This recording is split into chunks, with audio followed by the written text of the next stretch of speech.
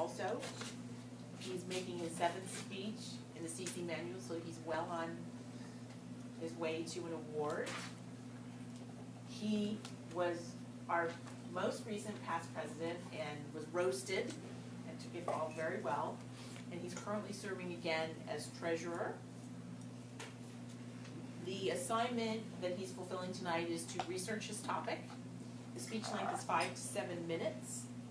And the title is SEO for All. And when I asked Jason Griffin to describe himself in 5 words, he said, hard-working, loyal, techie guy. So please welcome our hard-working, loyal Jason Griffin. Thank you. Good evening, everyone. In 2011, Google averaged 4.7 billion searches a day. That equates to 54,000 searches every single second. It's a staggering number to be sure, but you might be asking, well, what does this mean to me? Well, of course, it doesn't matter what type of business you're in. We need ways not only to find new customers, but even more importantly, to allow new customers to find us. And if you're not actively pursuing ways to make yourself more visible on search engines like Google, then you're missing out on a huge opportunity. So the question is, of course, how do we do this? Well, if you're wondering that, you're in luck tonight, because I'm here to talk about a concept known as search engine optimization, also known as SEO. And tonight we're going to go over 10 basic tips that you could apply either to an existing website or a new website to help get you started. So there's some handouts floating around. I think there was 1 or 2 extra I left with Sherry if anybody didn't get one and is interested. Sherry will be happy to come over. So I'm going to go ahead and jump right in. Number 1, you need to know where you currently stand. We can't measure our progress if we don't know where we're measuring from. So one of the easiest ways to do this is a website known as alexa.com. It's a free website. You simply go there. There's a search bar at the top of the screen where you can type in the web address of your website, and it will show you all kinds of useful information regarding how much traffic your site is currently seeing, as well as a bunch of other information. And you can see on your handouts, there's a screenshot there from an Alexa search that I did for Toasmasters.org. And that's just a little bit of the information that you can get on that website. Secondly, choose good keywords. A keyword is simply a word, or more often a series of words, a phrase, that you think a customer interested in your product or your service may type in to Google. A way you can research these, again for free, is a tool called the Keyword Tool by Google AdWords. You can go there and you can see the screenshot here. I've done a search for the phrase public speaking, and it's kind of small, but if you look across the top there, you can see they're rating that exact phrase at a competition level of medium with a global monthly search volume of 368,000 searches, which is quite high. The idea here is that you want to target keywords that have a very high search volume with a relatively low level of competition. Number 3, link back to yourself.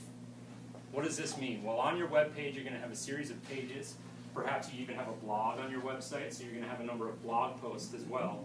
It's a good idea in that website and in that content to create links that point back to other pages within your website. So as an example here, I've actually given you a screenshot from publicspeakingspot.net, which is a website that I'm actually starting. It's live. You can go check it out right now. It's certainly a work in progress, but I would love if you all went and checked it out. And you can see there at the bottom of my first blog post is a link to my resources page. And that's just an example of what I'm talking about here in this step. The next step, create a sitemap. I don't want to go into in detail what exactly a sitemap is. Some of you may know, some of you may not. Most big websites nowadays have them. But it's something that's often overlooked by individuals and small businesses who create websites. And building a website is a great way to help search engines understand exactly what your website is about and how it's structured. Search-friendly URLs. A URL is simply just the address of your website. So the idea here is that you want to have a URL that's easy to remember, and it's also ideal if your URL actually contains the key phrase that you're targeting. So again, I'm citing my website here, Public Speaking Spot, and you can see that The URL that I'm using does contain the key phrase that I'm targeting with my website. And there's two other arrows there indicating that not only is it in the URL, but also the title of my page. Very important. This next one, avoid Flash. Not going to spend a lot of time on this one. If you're familiar with Flash, it's a graphics program used typically for animation on websites. It used to be really popular, generally not considered a great thing these days, although that's not always true. Tag your images. Anytime you add a photo to a website, you'll have the option to add what's called tags to that photo. Now, as smart as the guys at Google are, they have not figured out a way to make their search engine see. So remember, the search engine will not know what that photo is or what it's relevant to if you don't add those tags. So you're only hurting yourself. You're adding content without letting that optimize your results. Link to others. Just like in real life, doing business online, it's important to reach out to others. We need to network. So a simple example here would be, maybe there's a very popular blog, somebody who writes about products or services similar to those that you sell. You could simply reach out to the author of this blog and see if you can create a strategic relationship there. Perhaps you can get them to post a link to your site on their page in return for you doing the same, and in that way you both gain. You share your traffic. The next step, update your content. Nobody is going to go to a website over and over again if the website never changes, right? That's obvious. So Google knows that, and Google actually has figured out in their algorithm that they need to reward people who are constantly adding content to their web page. So if you have a small web page, a very simple website that maybe you don't feel like you need to update all the time, a great way to do this is to add a blog section. And maybe just do one simple blog post every week, and that's a great way to keep your site fresh and keep it climbing in Google. The last one I want to touch on is perhaps one of the most important nowadays. You hear it all the time, social media. We've been talking about it here. It's a very easy thing to do.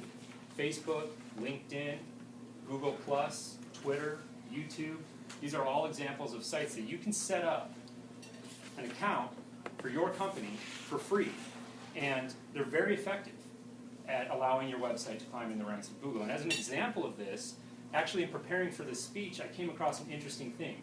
If you do a Google search for public speaking right now, the number 7 result you can see there is Santa Monica Public Speaking Meetup.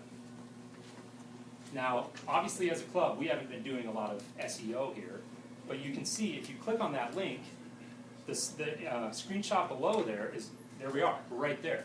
So this drives the point home that simply by having that, we've been able to piggyback off of Meetup. So these have just been 10 very simple steps you can take. If you have a simple website, I encourage you to try them out because they are very effective, and I hope you found this interesting and helpful, and I thank you for your attention.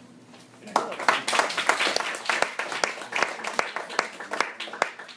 I found that so interesting and helpful that I was sitting there going, who's the Toastmaster?